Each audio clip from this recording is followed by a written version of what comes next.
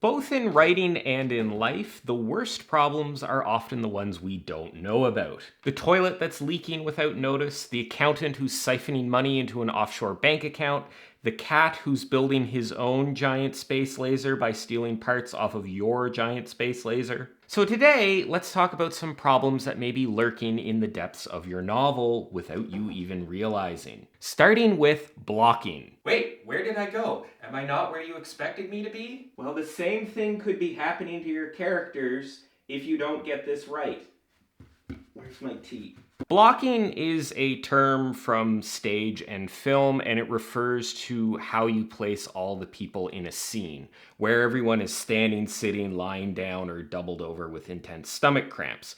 I don't think this is a term that's commonly used in novel writing. It's much more common in stage and film, but I think it's still something that writers should be thinking about. Problems can creep in with blocking in a few ways. First, if the reader doesn't have a clear picture of where all the characters in a scene are, then visualizing that scene can be difficult. This is especially true in something like a fight scene where the exact position of characters is often important to know.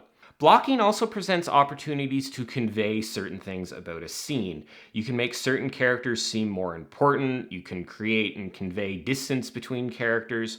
Proper blocking can make or break the tone of a scene, which is why directors spend so much time thinking about this stuff. Problems with blocking can be difficult to notice because if you're the one who imagines the scene and writes the scene, it's probably very clear to you. You have a very clear idea of where everybody is, but the reader may not have as clear of a picture of that.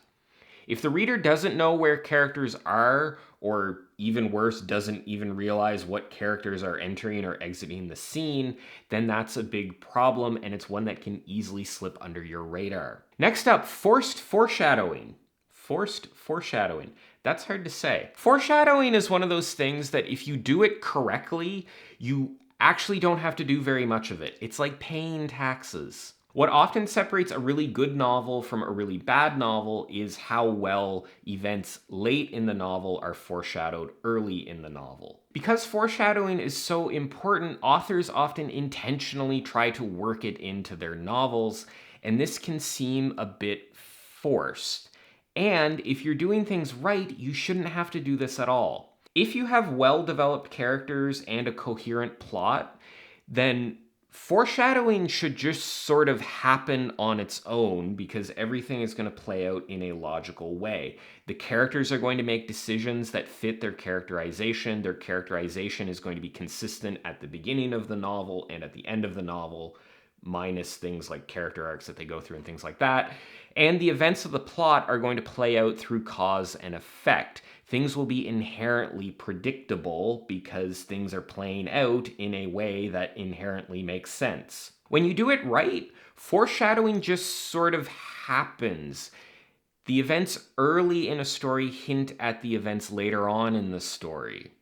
It is an emergent property out of having well-developed characters and a plot that follows the rules of cause and effect.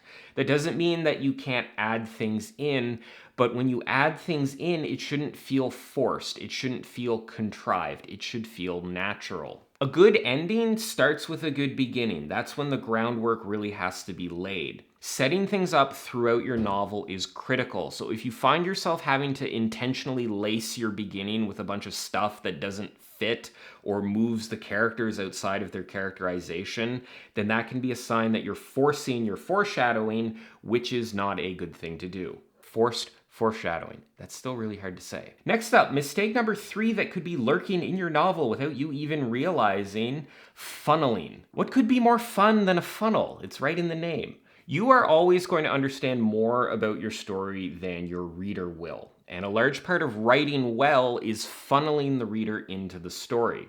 You take every possible thing, location, person that a story could be about, and you whittle it down through the opening part of your writing to get at the what and who this particular story is about. This happens at the opening of your entire novel. It happens at the opening of every scene. It happens at the opening of every chapter. We need to get the reader up to speed on who and what we are following. This is what I like to call funneling, because that's what funnels do. They move you to a very specific thing. So if your story is about a blonde guy named Greg who's sitting on the bow of a frigate moving across the English Channel during a bad storm, we need to get at least some of that information as soon as possible.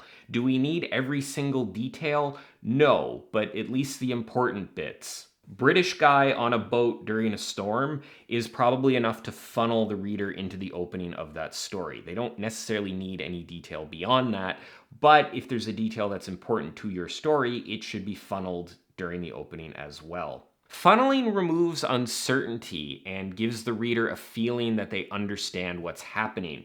Sometimes we assume that the reader will get something, or we start with too much complexity, all of which is a poor way to funnel a reader in. You need to make the openings of your chapters, the openings of your scene, and the opening of your novel as accessible as possible. Problems creep in with funneling when we assume that the reader will understand more than they will actually understand.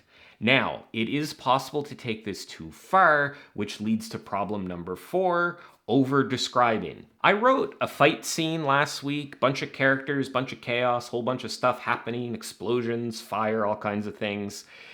These kinds of scenes are notoriously difficult to manage, and you end up spending a lot of page time just sort of keeping all the characters and action straight. But it occurred to me as I was working through this scene that you can just as easily over-describe something like this as under-describe it. You can confuse a reader by giving them insufficient information, but you can just as easily overwhelm them by giving them too much information. One place that this often happens is with description, the physical description of your setting, of your characters, of anything that's happening in the scene. Especially if you enjoy writing description, it's easy to take this way too far. You need to describe the scene enough for the reader to understand and have the emotional reaction that you want them to have to it, but going beyond that is often unnecessary and can lead to more problems.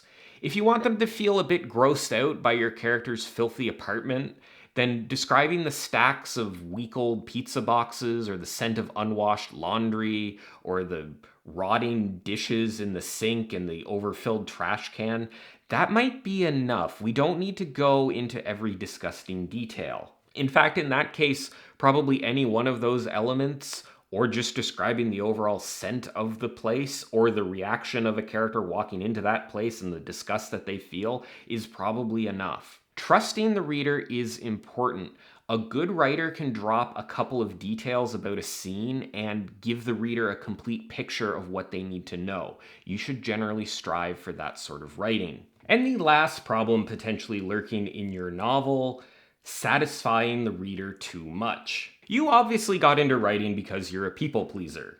I've talked about this before, but really good stories are often unsatisfying on some level. Characters don't necessarily get a happy ending. The world doesn't necessarily end up in a better place. Not all the villains necessarily get defeated. Creating desire in the reader and leaving them with desires that are unmet is often a really good way to pull a reader through a story. If your novel is giving too many happy endings, if it's giving too much resolution, if things aren't hard enough for your heroes, that can be satisfying to the reader. They'll get the things that they ultimately want, but satisfaction of the reader and enjoyment are not necessarily correlated. Some of the best, most impactful novels out there end in an unsatisfying way.